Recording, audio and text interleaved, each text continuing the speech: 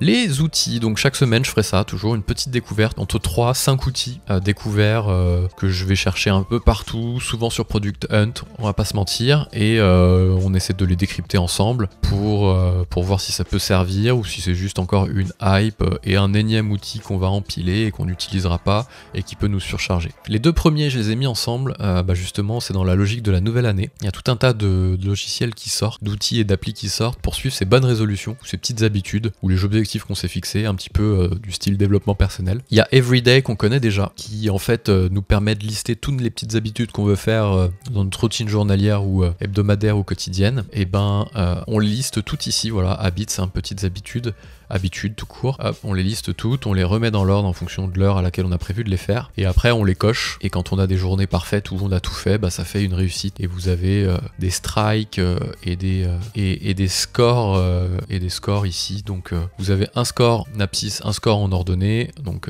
en vertical, en horizontal. Donc, le nombre de fois où vous avez lu un livre sur le mois ou sur la semaine et le nombre de journées parfaites que vous avez faites, ce qui peut vous donner des indicateurs sur les journées sur lesquelles vous êtes les plus productifs, etc. Donc c'est pas mal, on va pas trop s'attarder non plus dessus, c'était juste pour expliquer que voilà, comme chaque début d'année, il y a toujours des petits outils qui sortent ou qui ressortent, qui refont une apparition sur Product Hunt alors que les outils existent déjà. Pour suivre ces bonnes résolutions, en janvier, c'est toujours la période sur laquelle on se lance des nouveaux objectifs et c'est cool, et vous avez des outils qui vous permettent de le faire. Mon avis là-dessus, vous n'avez pas besoin de ça.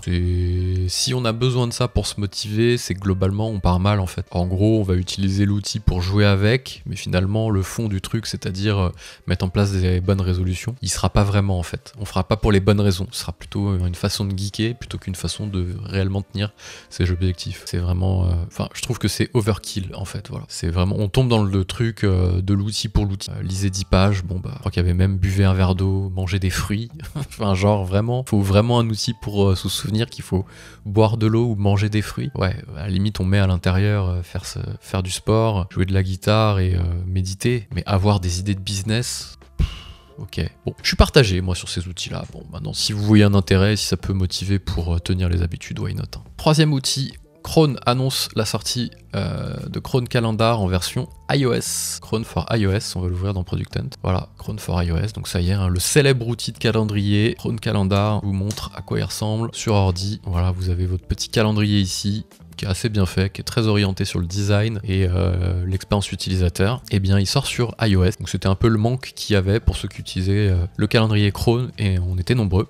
Et bien désormais on va pouvoir le télécharger directement sur iOS, et ça c'est très cool. Donc on voit quelques screenshots. Donc ils ont repris en fait le design épuré de la version desktop. Voilà, on le voit ici. Hop.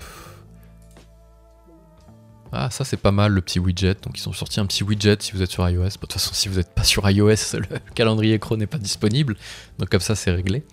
Et donc il y a un petit widget sur le mobile directement. Vous savez, les widgets sur l'iPhone, donc les choses que vous pouvez mettre comme ça en grand directement sur la page d'accueil. Donc je valide fort Chrome Calendar parce que c'est vraiment un super outil de calendrier.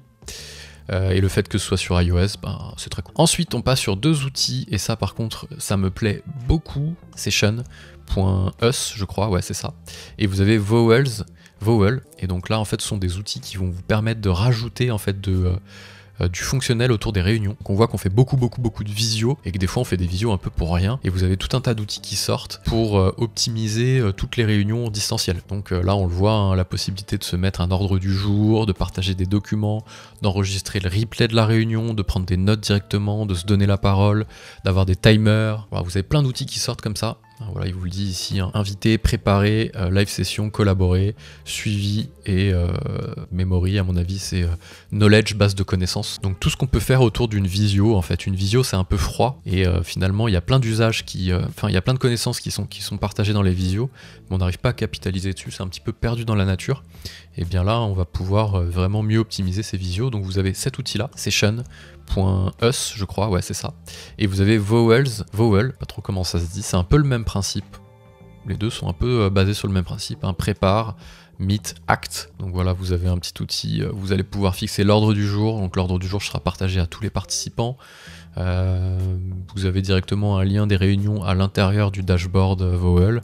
et après vous avez la possibilité de dérouler l'ordre du jour avec un petit timer. Donc on avait testé dans la même dynamique, comment il s'appelle ce petit outil là, j'avais confondu avec Front, je me souviens plus, mais je vous mettrai le lien dans la description, et j'aime beaucoup parce que on capitalise vraiment sur la communication asynchrone, et on fait pas que du live en fait, que du synchrone, puisque toute la partie ordre du jour, replay, et bien ça veut dire que si le replay est enregistré et s'il est retranscrit à l'écrit, tous les gens ne sont pas obligés de participer à la réunion, surtout s'il y a une partie de l'information seulement qui les intéresse, ils vont pouvoir regarder le replay, regarder le compte rendu, sans pour autant se retaper l'intégralité de la visio. Et ça j'aime beaucoup. Donc j'aime bien ce que ça apporte, pas l'outil en lui-même, pas ces deux outils là précisément, mais j'aime bien la dynamique. Voilà pour les 5 découvertes logicielles de la semaine.